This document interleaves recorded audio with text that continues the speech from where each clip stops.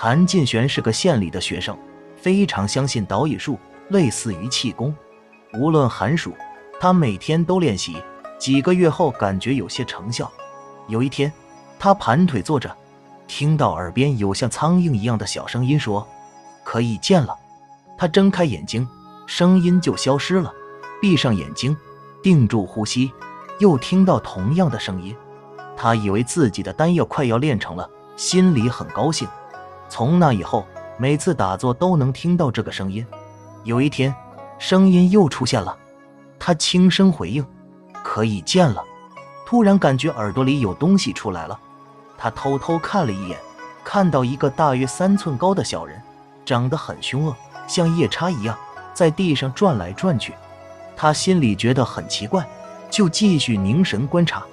忽然有邻居来借东西，敲门叫他。小人听到后非常慌张，绕着屋子转来转去，像老鼠找不到洞穴一样。谭进玄吓得魂飞魄散，不知道小人跑到哪里去了。